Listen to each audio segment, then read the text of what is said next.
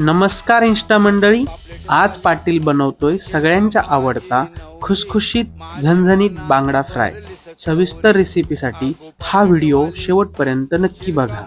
सगळ्यात आधी क्लीन केलेले बांगडे घेतले। आता वेळ आहे मॅरिनेट करण्याची। त्यासाठी आलं लसूण पेस्ट, हळद, मीठ, लाल तिखट, धने पावडर आणि महत्त्वाचा इन्ग्रेडियंट लिंबू, चिंच किंवा कोकम यापैकी काहीतरी नक्की घाला। यामुळे माशाला अजिबात वास येत नाही आणि चवही मस्त येते। यानंतर थोडंसं तेल घातले जेणेकरून सर्व मसाले माशाला प्रॉपरली चिकटतील आणि आवडत असेल तर थोडंसं कॉर्नफ्लॉवर। हे सगळं नीट मिक्स करून हा मसाला बांगड्यांवर छान लावून घेतलाय। आता हे बांगडे 30 मिनिटासाठी मॅरिनेट होण्यासाठी ठेवून देऊया, जेणेकरून मसाला आतपर्यंत मुरेल। तोपर्यंत कोटिंग तयार करूया।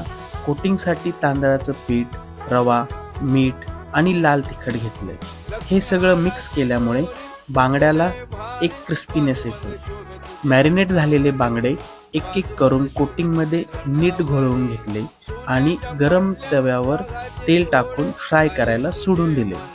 मधून मधून 1-2 वेळा हलकेच पलटून घेतले।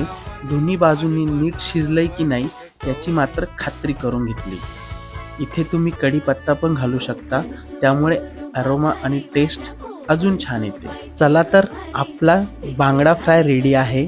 तुम्हाला बांगडा फ्राय कशाबरोबर खायला आवडतो हे कमेंटमध्ये नक्की सांगा। पुढची रेसिपी कोणती बघायला आवडेल तेही कमेंटमध्ये लिहा। चला तर मग भेटूया पुढच्या व्लॉगमध्ये। तोपर्यंत काळजी घ्या।